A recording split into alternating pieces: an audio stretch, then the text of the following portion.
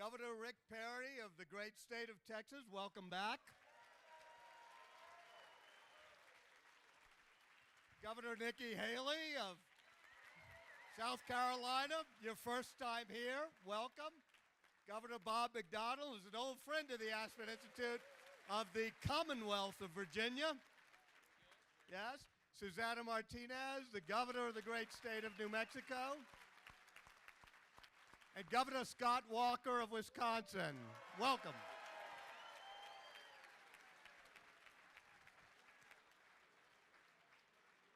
Thank you all very much for being here. Let me start with the issue of the moment, which is the debt ceiling. And I would like to ask each of you, if you look at the outlines of what's sometimes being called the Gang of Six compromise or the Boehner-Obama compromise, which is $3 trillion in cuts and $1 trillion in revenue enhancements, would you support some type of compromise in that ballpark, or would you prefer, or would you not support anything that had revenue enhancements? Governor? Well, I think you look at the history of this country. But 30 years ago, when we faced similar circumstances, the way we got out of it was President Reagan actually pushed tax cuts, put more money back in the hands of the American people, helped us stimulate the economy. In fact, it's hard to argue with the facts. I mean, when the tax cuts fully went into effect, we had the largest peacetime economic boost outside of a wartime in American history. 21 million new jobs, 5 million new businesses created during that time frame. If I was going to advise the folks in Washington, and they don't call as often for any of us as I think that we'd like them to, I'd say look to the states, and not just Republican governors. You look at, not all, but a number of Democrat governors have taken the same tack that we have, and that is you have to make long-term structural changes to keep your budget in balance. We took a $3.6 billion deficit, turned it into a $300 million surplus, and we did it without pushing a structural imbalance off to the future. That's what Washington has done, Republican and Democrat, for decades. And it's time, more than ever, it's time we stand up and fix the problems and not just push them off to the next generation. We need politicians in Washington that are going to think about the next generation more than they do about the next election. Governor Martinez. Revenue enhancements is just another word for tax increases, and I strongly oppose any tax increases as part of the discussion that's going on in Washington. We balanced the budget in the state of New Mexico without a single tax increase. In fact, we rejected every single proposal that came across, and we made the tough decisions. We cut where it was necessary to cut. We had to make those tough decisions to balance our budget. So we have to stand strong. As Republicans, we have to stand strong in Washington, because the worst thing we can do to revive our economy is to increase taxes. And that's nothing but another word. Revenue enhancements, tax increases, same thing.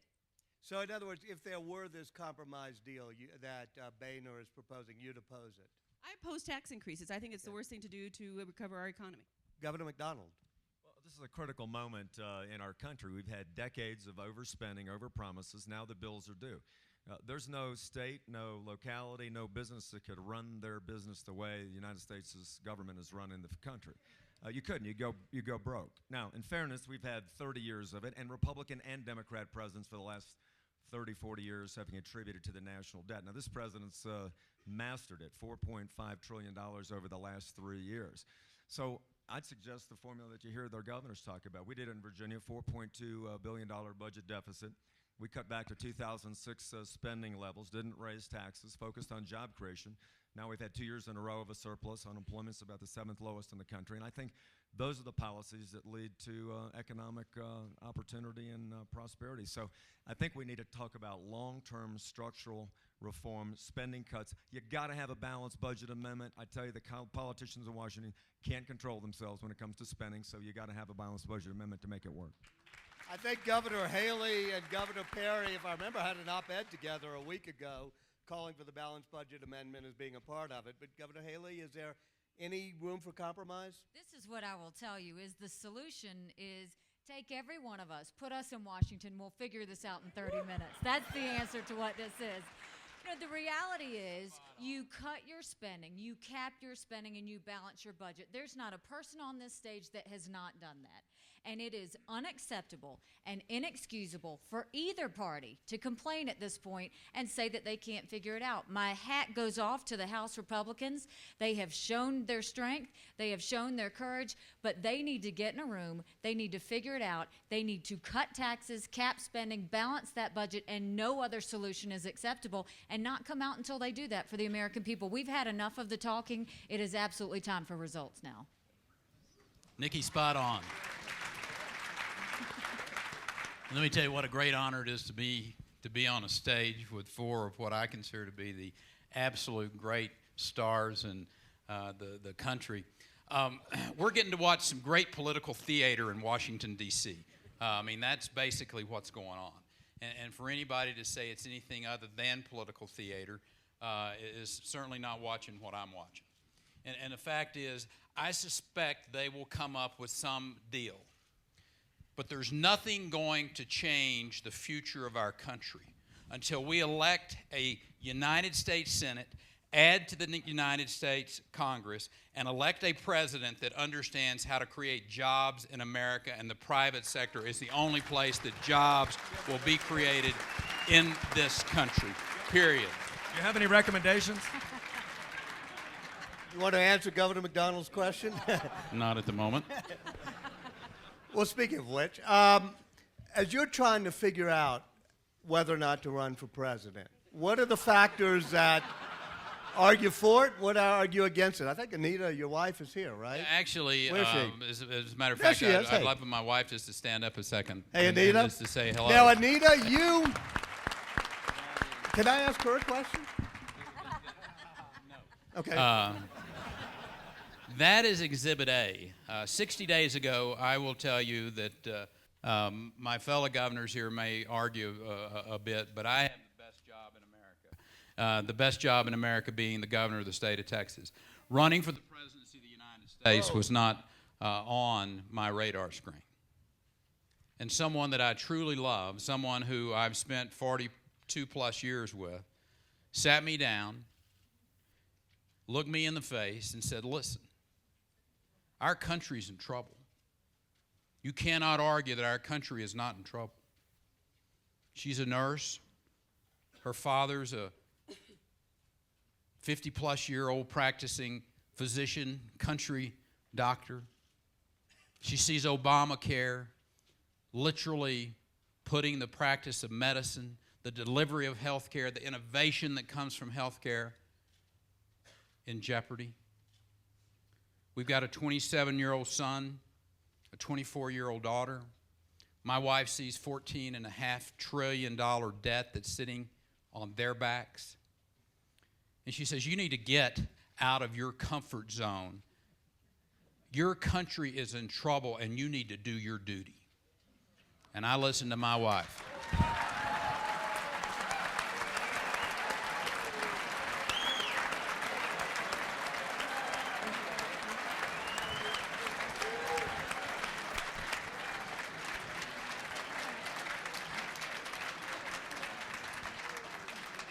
You met her at a Now, piano... now he got the applause just because he listened to his wife, right? You met her at a piano recital when you were in high school, right? Or Actually, in grade school. grade school. Yeah. All right. Hey, I want to take a minute and just interrupt here since I got the floor. And you know me.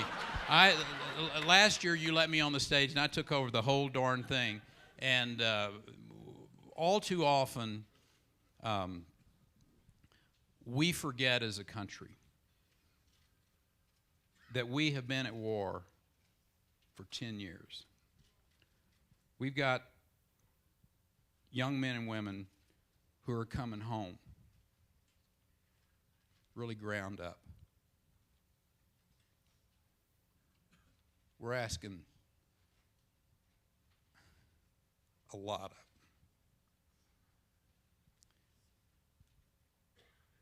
And the freedoms that we enjoy in this country, all too often, we take for granted.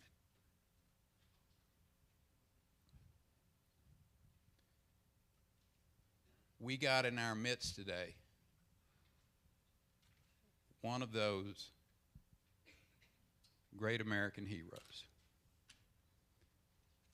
a Navy SEAL who was awarded the Navy Cross for actions in Afghanistan in the summer of 2005. He penned a novel called Lone Survivor. It was on the New York Times bestseller list. I want you to take a minute and say thank you to a real American hero, Marcus Luttrell. Thank you, Marcus.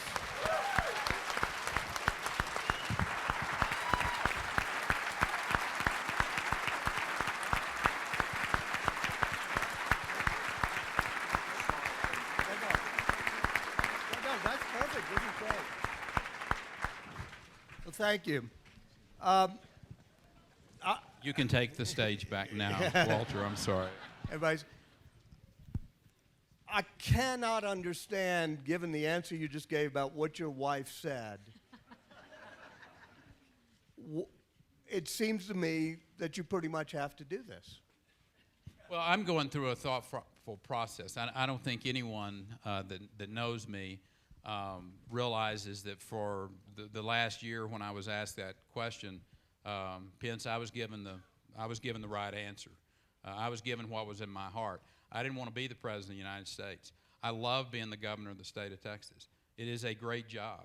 My governor friends who are here, Butch, I mean, you all have, you've heard me say that, and it was a true and a heartfelt position.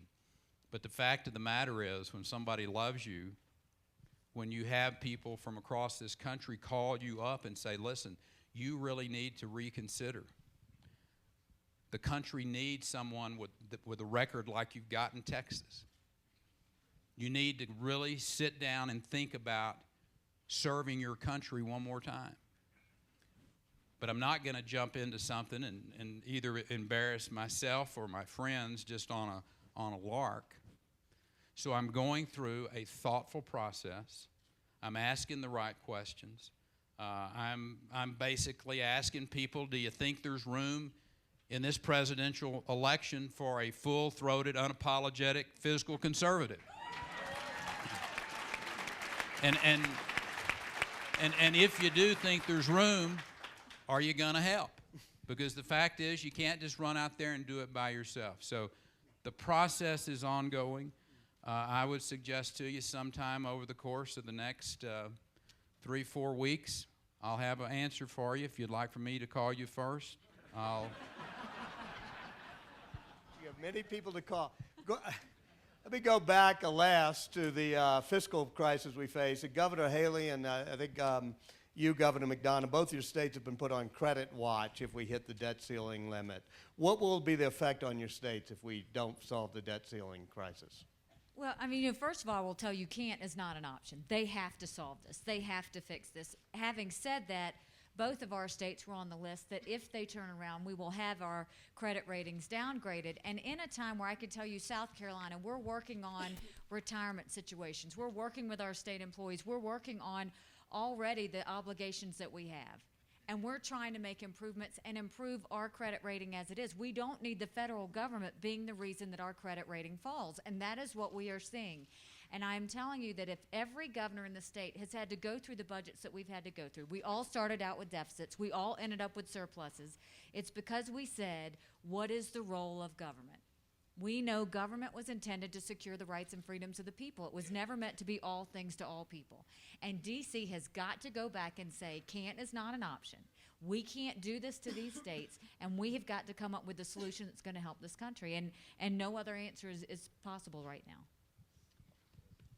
You know, Walter, this is the greatest country in the history of the world, the United States of America. And to think that we're 10 days away from defaulting on our obligations is a national embarrassment. Our friends in China own 12.5% of our national debt, $1.1 trillion. They can't believe it. So it is a time for statesmanship. The practical reality is you have a Democratic president and Senate and a Republican House. And not everybody's probably going to get exactly their way. But I think there's got to be a fundamental understanding that we have so long overspent and overpromised that without long-term structural reforms, our very republic is in jeopardy. We cannot keep spending our kids and grandkids into this deficit position. What will it mean? Moody's just told us 75 years Virginia's had a AAA bond rating. Democrat and Republican governors in Virginia have worked very hard to preserve it, as they have in South Carolina and Maryland and Tennessee and New Mexico, the other states that were put on the credit watch. You know what it'll mean? It'll mean that AAA bond rating goes down to maybe AA or below when we start paying dramatically higher interest rates on all our debt obligations, which will cost the taxpayers of Virginia a tremendous amount of money. So they've got to resolve it, and I've got confidence even at this late hour that cool heads will prevail and they'll find a way to get it done, but it's got to be done in a fiscally responsible way that honors our kids and our grandkids. Governor Walker, what did you learn from the showdown with the Public Employees Union? I learned one of these guys should have gone first.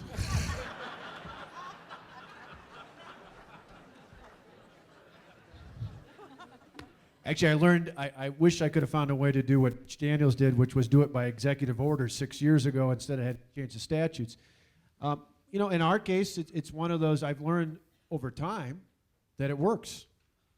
In our case, we took, like I mentioned, a $3.6 billion deficit, turned it into a $300 million surplus at the end of our biennial budget process, froze property taxes for the next 2 years, set aside $1.2 billion more for Medicaid to provide a safety net for needy families, children, and elders in our state, and provided savings, not just for this budget, but structural long-term savings for our schools and our local governments, so much so that schools like Kaukauna, a school district just outside of Green Bay, Wisconsin, was one of the many out there that said, you know what, with the reforms that you've given us in this budget, we not only will not lay teachers off, we will actually add teachers, reduce the size of our classroom, and set aside $300,000 in their school district for merit pay.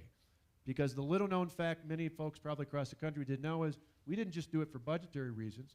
We now have empowered our schools and our local governments to put the best and the brightest in the classroom and out on the city and the county tracks to make sure that, in this case, instead of hiring based off a union contract, they can hire and fire based on merit, and they can pay on performance, and they can put the best and the brightest amongst us in the classroom and out working for our cities and our local governments. That's what people demand out of government.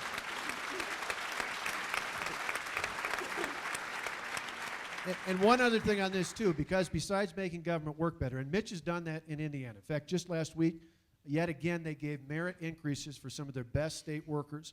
So they've shown that it's not only accountable to the taxpayers, it's accountable to some of their best employees, just like we reward folks in the private sector. But the other impact it's had for us, something we're all dealing with, is the economy.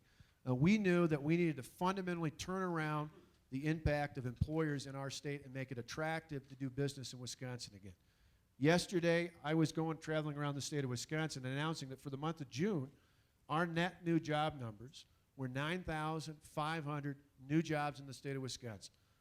In comparison, the entire United States of America, the American government saw 18,000 net new jobs in the same month of June. We have outpaced for the last 6 months. We've doubled the national rate in growth because, again, and I think many of us are doing it in each of our respective states, if you show people that being open for business is more than just a slogan, it's a way of doing business, it's going to put you back on the right track. And growing the economy, which is the lesson to send back to Washington again. You grow the economy, you can solve the educational challenges, the economic challenges, the higher education challenges, the healthcare challenges. You ultimately solve that through the great entrepreneurship of the people in each of our states and our country, not through more big government.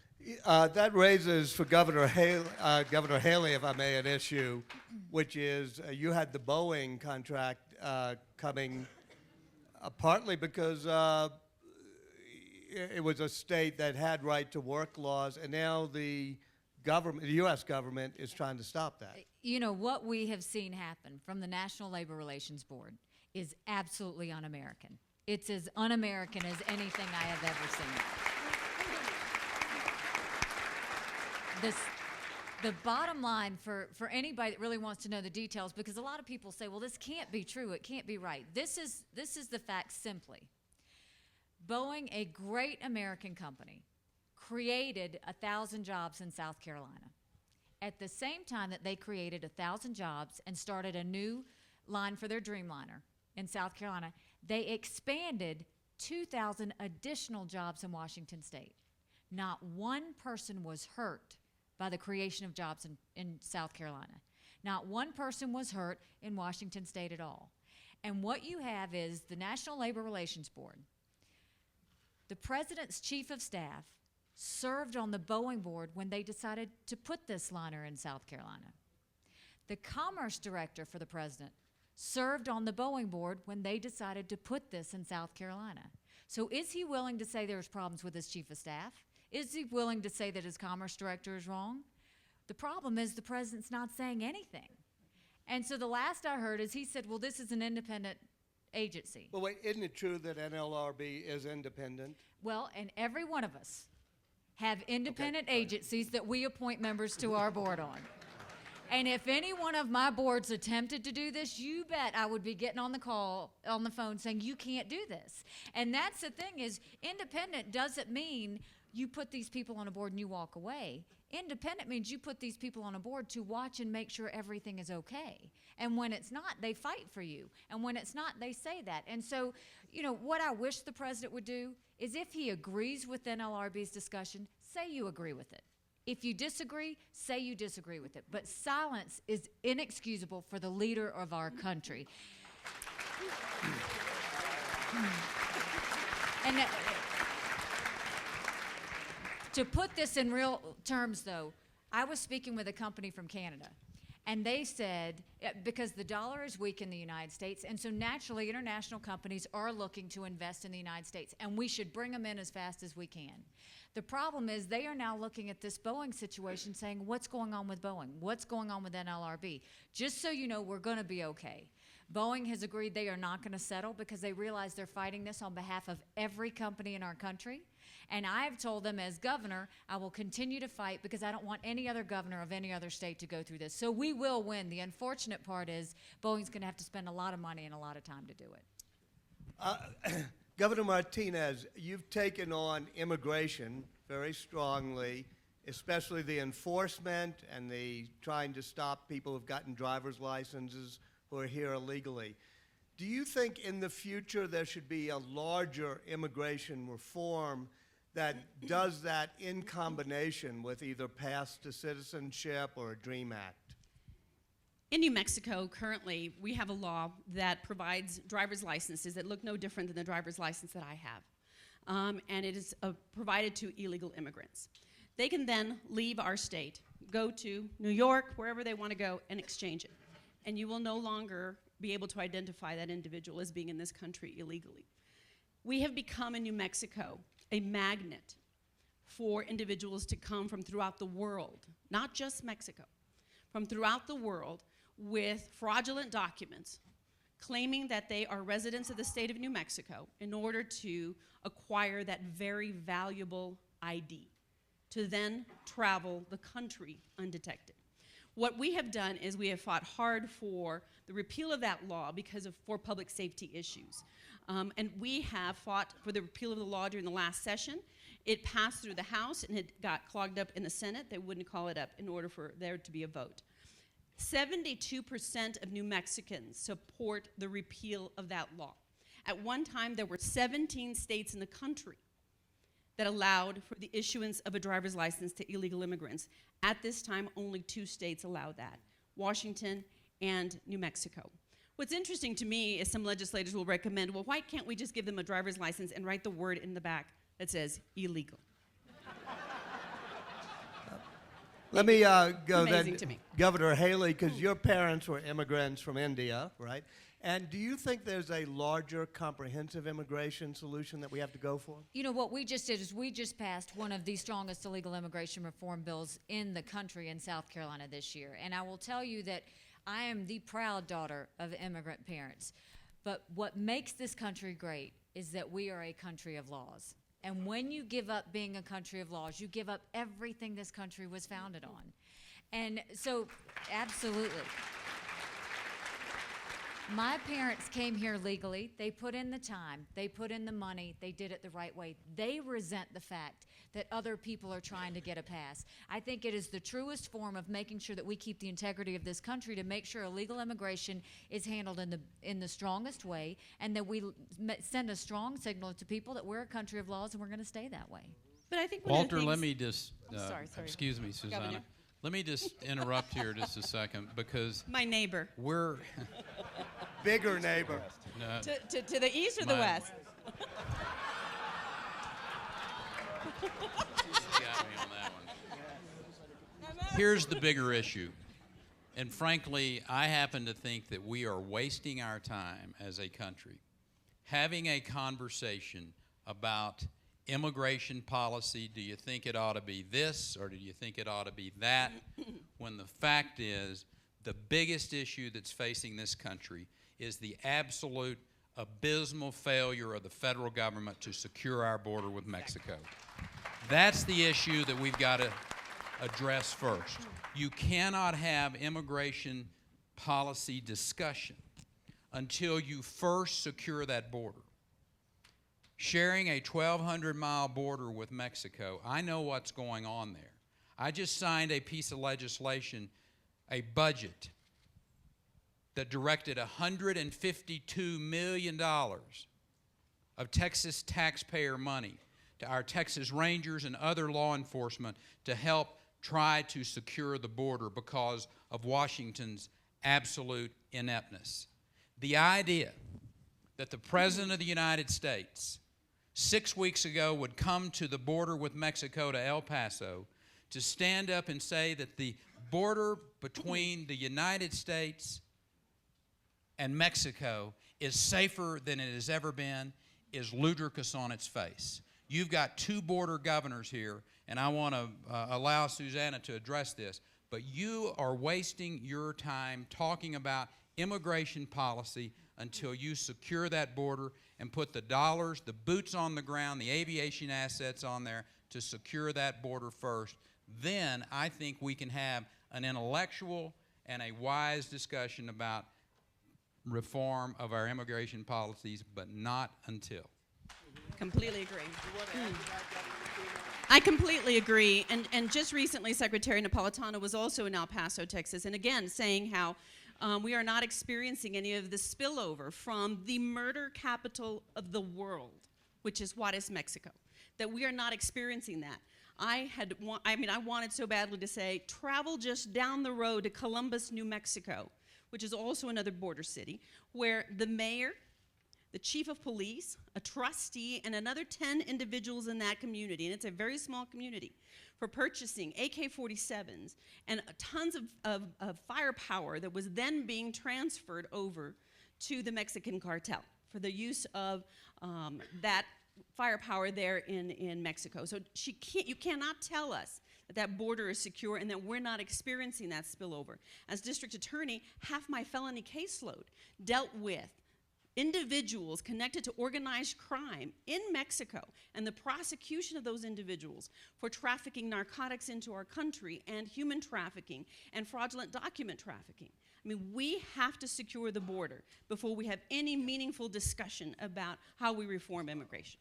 Let me get Governor McDonnell in maybe on a broader political issue, which is there are a lot of hot social issue topics, abortion being the most famous, even immigration. In a time when we're faced with probably one of the most cataclysmic economic issues, not only the debt ceiling, but the whole jobs issue of the future, do you think the Republican Party would be better off focusing on jobs and the economy and putting aside some of the more contentious social issues now?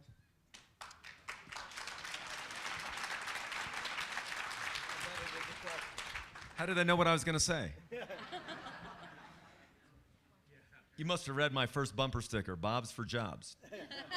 They, in fact, all these candidates changed their name to Bob last year during the campaign. It was amazing how that worked because obviously jobs, economic development, taxes, regulation clearly dominate the national and the state level political landscape in virtually every state. But it's not one to the exclusion of another.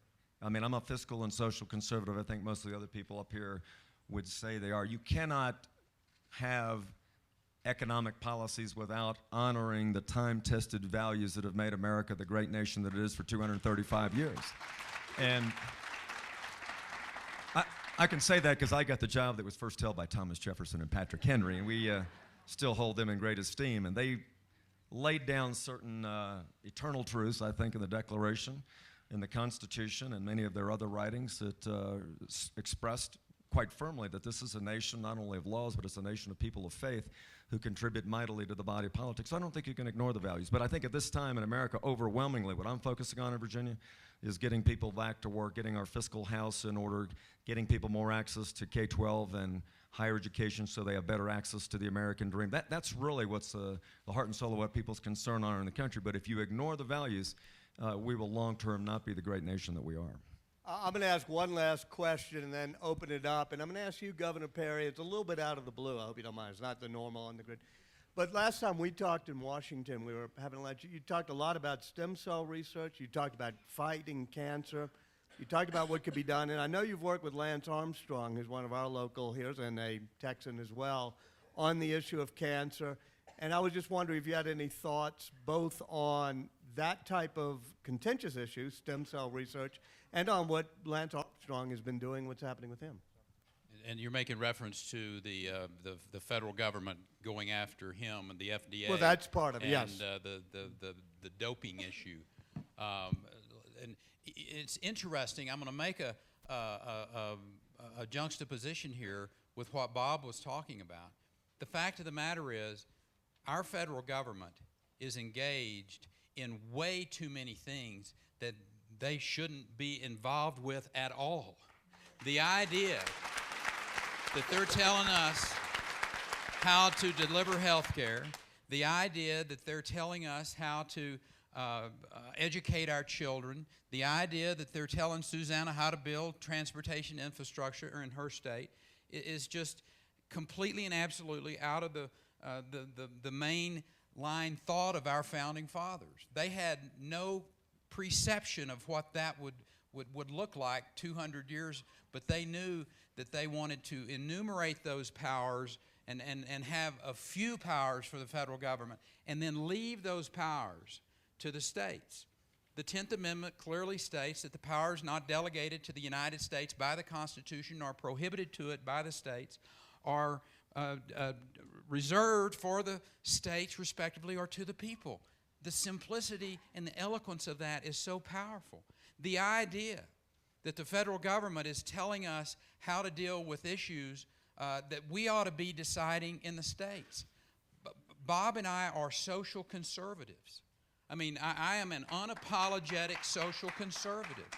The fact is, we passed, I'm pro-life, I'm pro-traditional marriage, and the fact is, we passed a constitutional amendment in the state of Texas that says marriage is between one man and one woman, and it passed by 77% of the votes in the state of Texas. Our friends in New York 6 weeks ago passed a statute that said marriage can be between two people of the same sex. Well, you know what? That's New York, and that's their business, and that's fine with me. That is their call. If you believe in the 10th Amendment, stay out of their business if you live in some other state, or particularly if you're the federal government. The idea that the FDA is spending your tax money going after Lance Armstrong for something that someone said he did in France is an absolute atrocity. Yeah, sure. Let me open it up. Raise your hand. Yes. Can't see. Yes, Larry. Yeah. I wanted to. Is it on? Yeah, just. I wanted to follow up on the question regarding the budget deficit, the debt ceiling issue. That was. It seemed as though most of the responses dealt with the need, which I think all of us agree we have, to spend and live within our means and to pay our bills. But the debt ceiling issue, which is the one that has precipitated the potential downgrade by the rating agencies, not our profligacy and running up deficits, that has to do with the debt ceiling. And I wonder how you feel about the responsibility of those who are mushing the two together, and by that act, there's time to figure out the budget problems down the road. We're not 1 week away from a default. Yeah. But by that act, creating this emergency that threatens our AAA rating and the willingness and actual anxiousness of so many in the Republican Party to meld those two issues into one where it doesn't have to be that way. Governor Haley. I'll address this, and granted it's on a smaller scale, but we went through the same thing in South Carolina. When I first took office in January, the first thing they did was they said, we have to take this federal loan out for our unemployment benefits because South Carolina had gone bankrupt. And I said, I'm not doing it. I'm not borrowing any federal money. And they said, if you don't do this, there won't be any checks that go out next week. And so I said, okay, fine. I'm going to sign it this one time. I will never sign it again. I signed it. And from that point, we went on a mission to make sure we took care of our unemployment problem. We had to make some changes. We no longer give seasonal workers unemployment. We were actually giving people unemployment after they worked at a water park for the summer. We made some changes on accountability. We also reduced the amount of weeks that we gave benefits from 26 weeks to 20 weeks. But regardless of what we did, within those few months later, when they came back to me, we didn't have to borrow the money because we made sure we never had to go through that again. And that's the thing, is no one's saying that we should default as a country. We can't. We can't. None of us can afford to default as a country. But we can commit to say, no more. No more. This is it. We're not going to go through this again. Governor McDonnell, Governor Walker, should it have been tied together, or should we just get the debt ceiling thing out of the way? And Well, I think there's no doubt each of us up here believe that it's critically important to deal with the debt ceiling issue for all the reasons we just talked about. It'll happen. The last thing we need is more instability in the market. The last thing we need is any uncertainty across the board, because the biggest single thing I hear from employers about their unwillingness to add jobs is uncertainty. Having said that, let's be clear. The issue with Moody's and Standard & Poor's and others is not just about lifting the debt ceiling.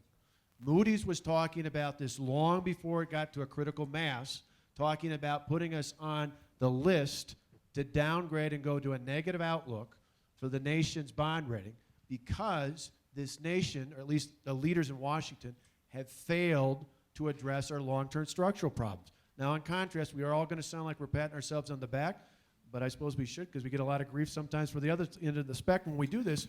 Our budget in Wisconsin, Moody's called our budget credit positive. Why? Because we didn't defer the problems off into the future. We dealt with it right when it was necessary, and they said long term, we're going to rate you as positive. We're going to rate it as credit positive because you made the structural changes. That is exactly what the federal government does. And if we just push it off again, I don't care if you're Republican or Democrat alike, the reality is for my kids, for my son Matt and Alex, who are 16 and 17, they're going to be ones stuck filling out the bill here, and they're not going to have the money to take care of it because the government today is going to be twice as large in terms of the entitlements they're going to have to pay for. That, to me, is not what we were elected to do. We weren't elected to think about the next election. We were elected to think about the next generation. Bob talks about Jefferson. Think about our nation. What has made this country great? For more than 200 years, we have had leaders in our country in times of crisis like we face right now who thought more about their children and their grandchildren than they thought about themselves. It's about time we have leaders in Washington who stand up and do that, because it's exactly what we've been doing in the States. I'm sorry, Crystal, but there's a gentleman in the way back. Oh, I'm sorry. Who just keep you in shape. But I saw his hand first, and I'll try to be fair here. This question is to the governors that are thinking about running for president. Your thoughts on the Arab Spring and what's going to be happening with the Israel-Palestinian situation? I think our current president has been criticized both on the left and the right as being unwavering, or I should say wavering, or meandering, really hard to identify what his foreign policy is, or he actually does have a belief and does have a clear foreign policy. And that foreign policy is that America is not an exceptional country, and that he believes that America has been arrogant with the way that it has treated the rest of the world, and that his ideas about the United States from the standpoint of the rest of the world is, look, we just need to be another country out there and be one amongst equals. I don't know which of those is correct, frankly. Either way, it's dangerous for America. I happen to think this world needs a strong America. America that is strong economically, and America that is strong militarily. And our friends need to know that we will be standing with them. Our friends in Israel don't know that today. The Latvian prime minister that was in my office this last week, Walter, does not know where America stands relative to their defense in Central Europe. And you just met with President Musharraf, right? That's correct. As a matter of fact, as the governor of the state of Texas, that's a whole nother. We didn't have to wait 3 weeks. That's a whole nother conversation there that will probably come up. As the governor of Texas, we have the opportunity to meet with a substantial number of international leaders, whether, Michael, when we were in Israel in 2009 and we met with President Perez and Bibi and talked to the leaders of Israel. It is clear that this administration's lack of focus or lack of commitment to having a clear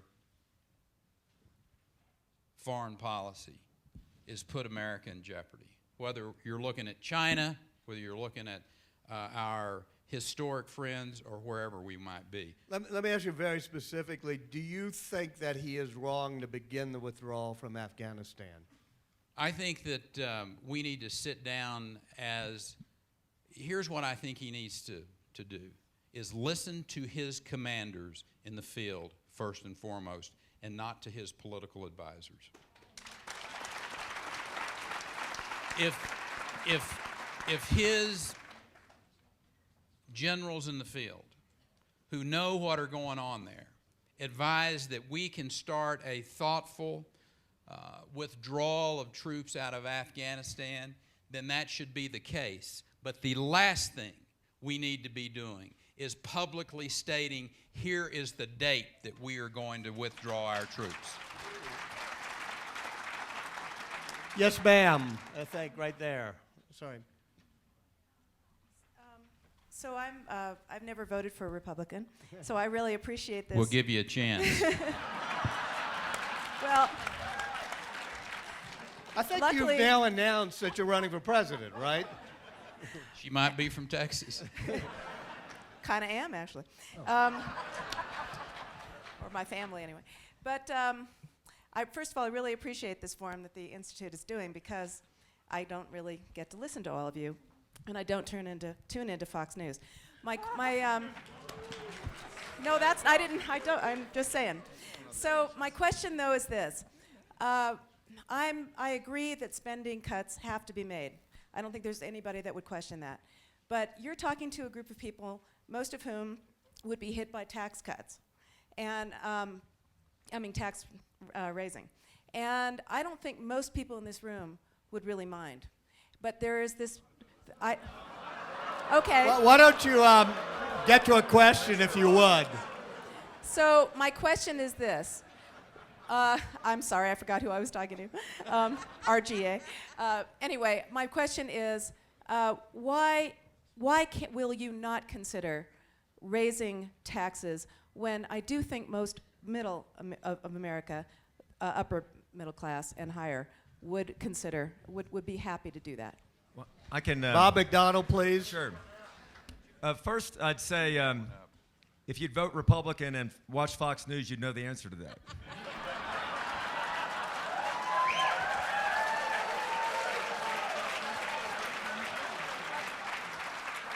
Just kidding. Secondly, you need to get a new pollster because I think you missed it with some of the people in the audience here. No, I give it just simple. You know, the old saying is you don't tax your way to prosperity. I mean, I think what we have is this discussion that's really devolved to class warfare. And it's okay to just tax the upper 2% of Americans, and that's okay by all those changes that would be made in the tax code. But guess what? Those are the people that create jobs. Those are the people that are the investors and the entrepreneurs and the capitalists and the people that fuel the free market. Those are the people that take risks even in tough economic times. Those are the people that fund the majority of the charities and the benevolent institutions and the churches and the synagogues and the mosques in America.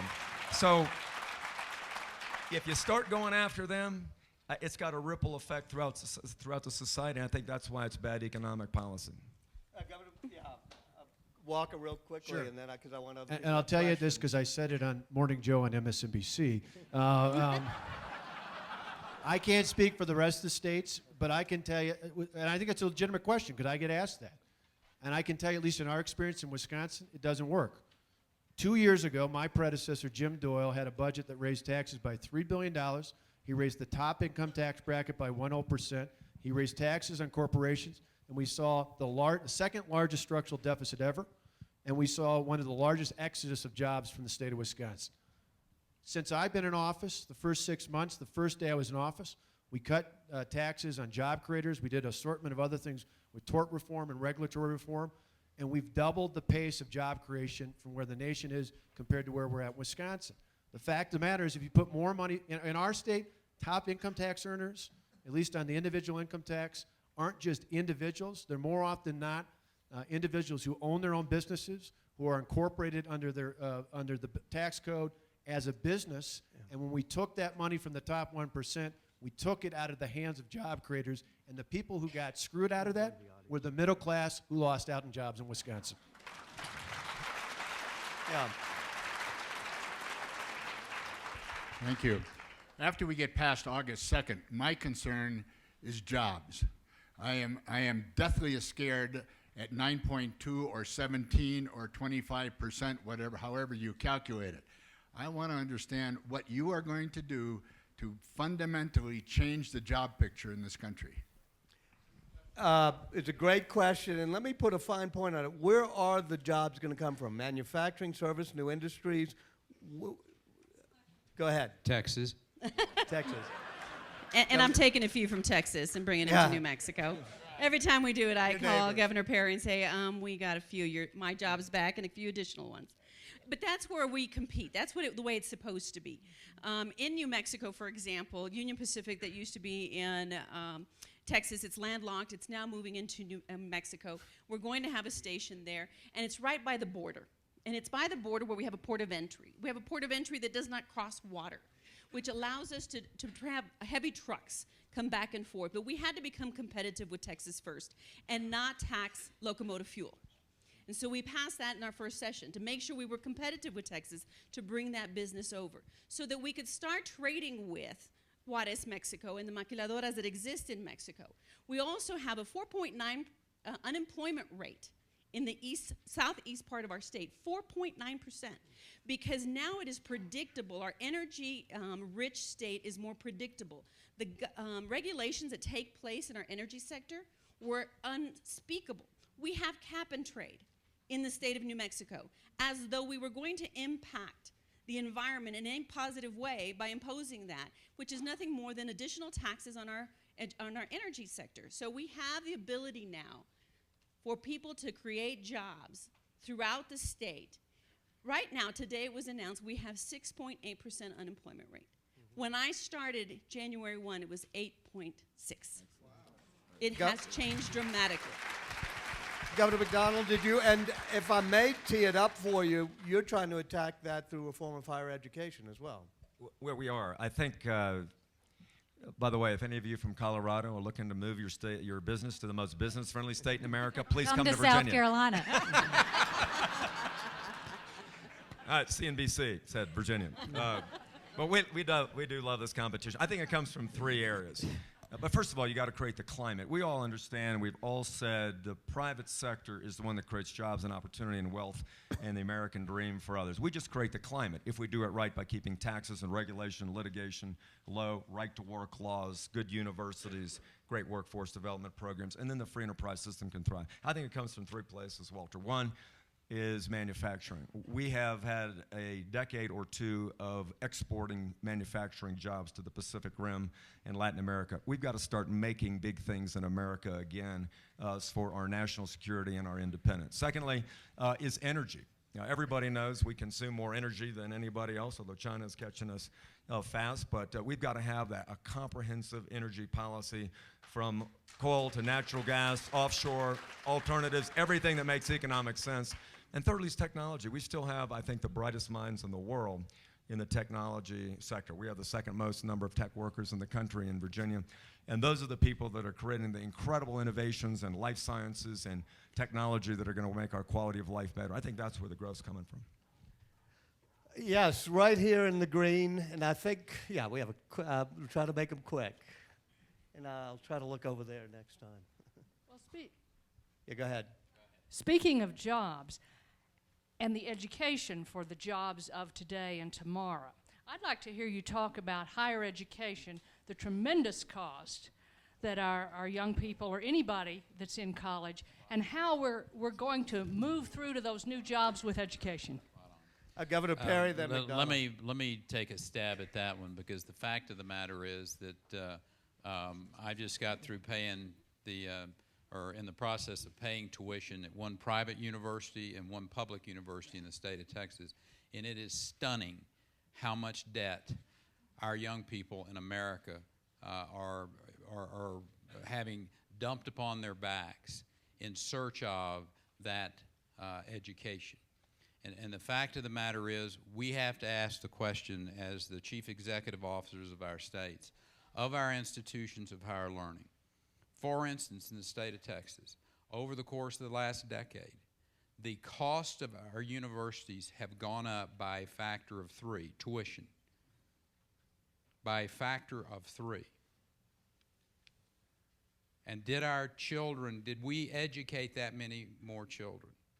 And I happen to think that that is an issue that we as chief executives and as governors of the states truly have to look at.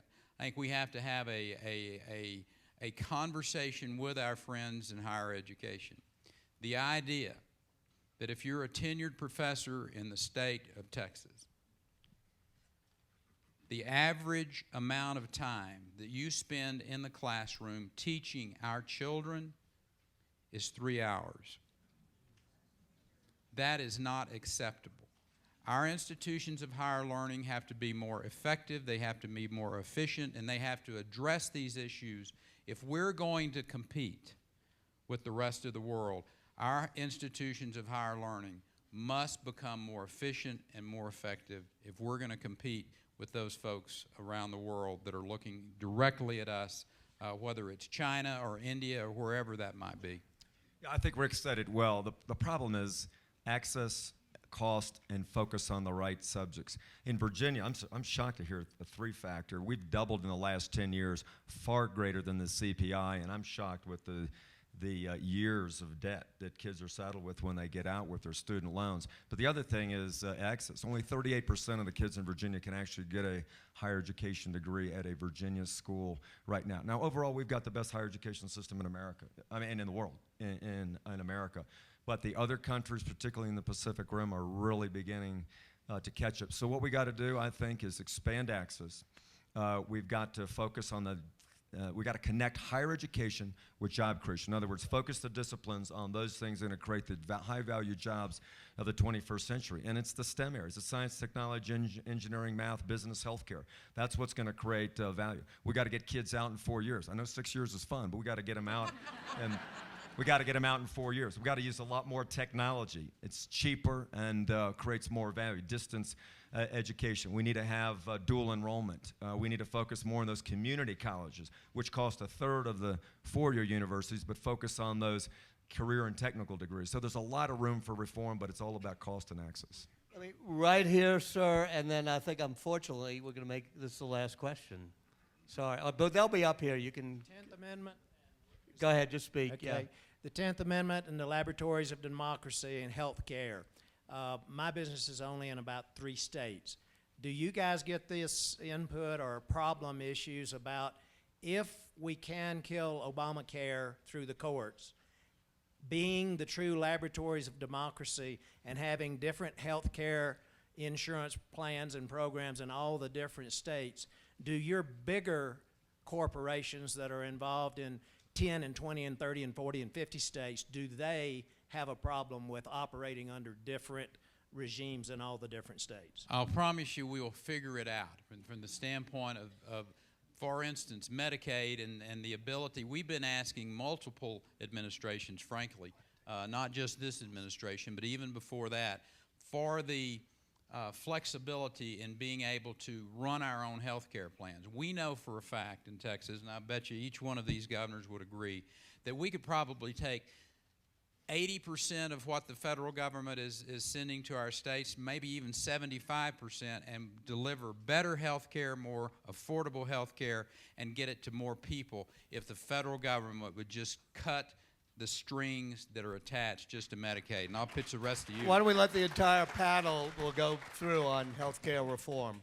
You know, the one thing, there's only one thing that Obamacare has done to help us, and that is start up the conversation of health care, which I think was needed in every state. The problem is mandates are not going to drive costs down. It's going to continue to drive costs up. This is what I think we need to do, is understand as a society, we have divorced ourselves from the cost of health care. No one knows how much anything costs. And the answer to fixing our healthcare problems is when you make it transparent. 30% of the services that you get from a provider, you don't even need. You take it just because they tell you to.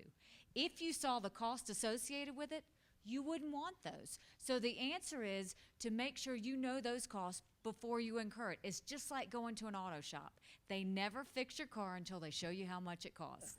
It's the same thing with your health care. You should be able to see the cost from the patient to the doctor and from the doctor to the insurance company.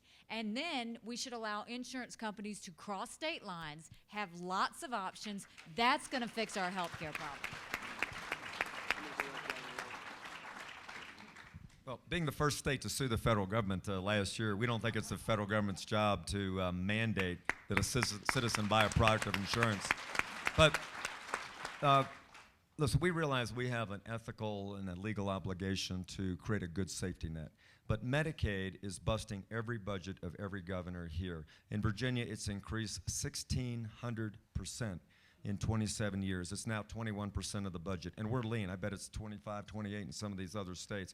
If we don't get that under control, the unfunded obligations of the state is going to be horrendous. So I think 2 things. One, we first got to realize healthcare is not the government's responsibility. It's your responsibility. Individuals, yourself, your family, prevention, diet, exercise, etc. And secondly, block grant. I think Rick's right. Block grant it to the states. Let us, closer to the people, make the decisions. I can't agree more that we understand the population within our state. We have a large Native American population. We have a very large state, rural. A lot of it is very rural, and how they have access to health care is very difficult in some parts of our states. We need to make sure that we're meeting the needs of those that we represent. And who better understands that than those leaders within our state, so that we can shape what is necessary. 1 out of 4 citizens in New Mexico receive Medicaid. That is an enormous population, 1 out of 4. We need to make sure that we maintain the basic health care for those most in need, and long term. There are children in our state that cannot afford the basic health care. We have to make sure that that is available long term, and not spend at the level that we spend now. Oh, that 235% of poverty level are eligible for Medicaid in our state. That is what is causing and driving those costs up to a point where we are going to be unable to provide to those most in need. And that's unacceptable. Per your question, you began with the premise of the 10th Amendment. I'd say not only is it a states' rights issue, I'd go beyond that, because at least the people I talk to in my state say they don't want the federal government, nor do they want the state government dictating to them and their families what they do with health care. I know for Tonette and I and our boys, we want to make those decisions. We want other families to be able to make those decisions. I think that's the concern that all of us have. Now, from an interesting fiscal standpoint, we use the same actuary that the White House used in terms of assessing these numbers. We found in Wisconsin's case, if we were forced to enact this once it's fully enacted, it will ultimately cost the majority of people in my state more money for less service than they currently have today. How does that make any sense? I mean, that's like throwing out the baby with the bathwater. We have a very small percentage, less than 10% of individuals who don't have access to health insurance right now. There's a better way we can do it within the states. The block grants is the ultimate way, not just to give it back to the states, but for the same reason a number of my colleagues mentioned on the personal level, having more skin in the game. The other thing is we got to transform the way in which government reimburses for health care. We don't need a fee-for-service system anymore. We need a system that reimburses providers based on outcomes, on medical homes, so that ultimately providers who get people well, as opposed to just how many procedures they provide, will get the reimbursement instead of paying for a system that encourages us to spend more than we need to. Fred Malik and Marlene, thank you for helping arrange this. Tom and Bonnie McCloskey, thank you for this and the others in the McCloskey Speaker Series. Governors, audience, thank you all much.